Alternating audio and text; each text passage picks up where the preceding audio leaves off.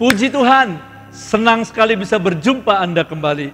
Tema kali ini adalah tentang kesetiaan. Kesetiaan adalah salah satu karakter Allah. Ya, Allah Bapa kita setia.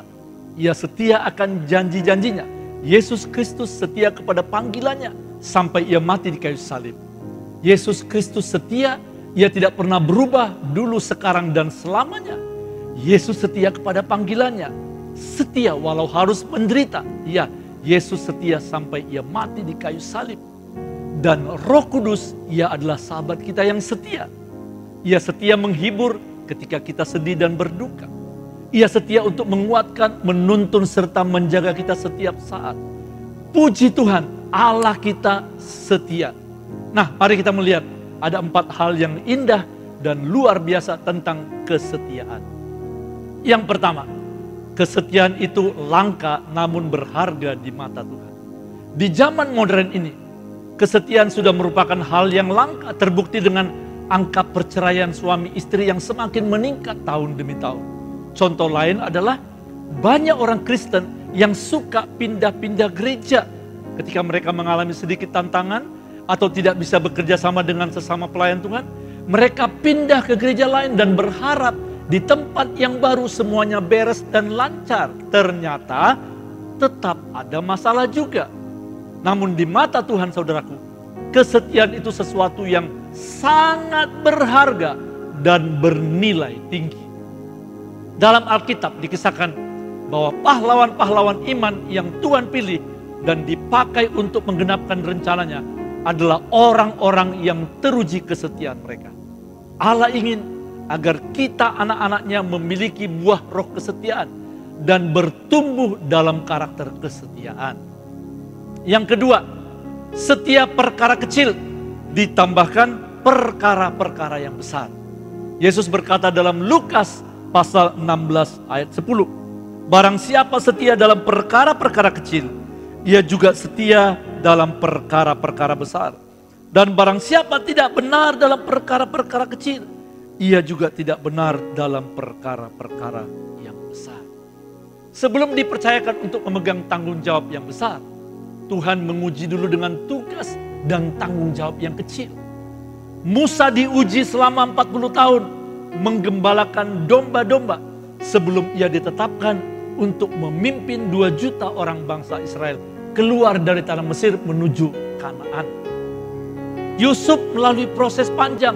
Selama belasan tahun ia bekerja dengan rajin dan setia menjadi budak di rumah Potifar dan bekerja di penjara. Barulah ia diangkat menjadi Perdana Menteri di Mesir.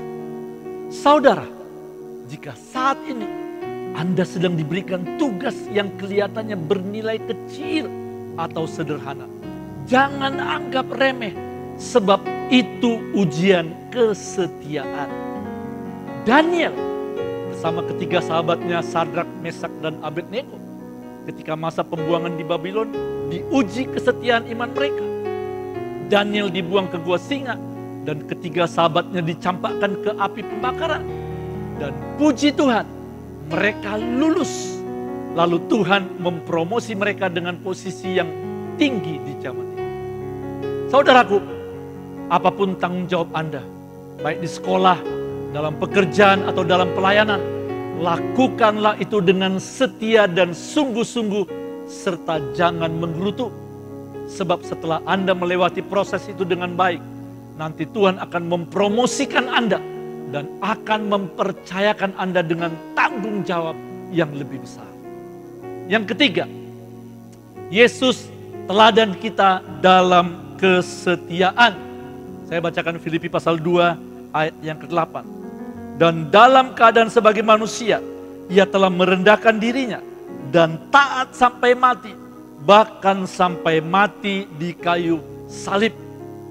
Yesus setia memikul salib dan menderita demi keselamatan kita. Saudara, ketika kita sedang melewati masa yang sulit, apakah itu dalam rumah tangga atau melewati penderitaan karena iman dan ketaatan kita kepada Tuhan, tujukanlah pandangan Anda kepada Yesus. Ingatlah akan ketaatan dan kesetiaan Yesus. Ia adalah teladan yang sempurna dalam hal kesetiaan, agar kita jangan menjadi lemah dan putus asa. Yang keempat, Allah memberi upah kepada orang yang setia. Tuhan kita setia, sehingga Ia tidak akan melupakan anak-anaknya yang setia dan bertanggung jawab kepada pasangannya. Setia menjaga kesucian hidupnya. Setia bekerja dengan jujur dan rajin. Tetap melayani walau ada tantangan dan penderitaan. Tahukah Anda bahwa kesetiaan itu diuji lewat ujian waktu dan ujian kesukaran. Suami istri yang baru menikah 3 bulan, walau sangat saling mencintai, apakah bisa dikatakan pasangan itu setia? Belum tentu. Bagaimana kalau setahun? Itu pun belum tentu. Namun jika sudah 13 tahun, 25 tahun, 35 tahun, nah itu baru tepat dikatakan mereka pasangan yang setia. Sebab sudah melewati ujian waktu dan berbagai goncangan hidup dalam rumah tangga mereka.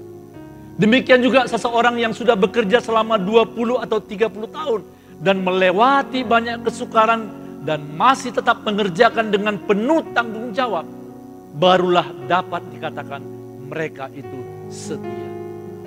Karena itu ingatlah bahwa Allah memberi upah kepada orang-orang yang setia. Baik ketika mereka masih hidup di dunia ini, maupun nanti kelak ketika mereka berada di surga. Mereka akan menerima pahala serta mahkota yang mulia dan bernilai kekal selama-lamanya. Amin. Sampai jumpa. Tuhan Yesus memberkati. Keep on fire. Be inspired.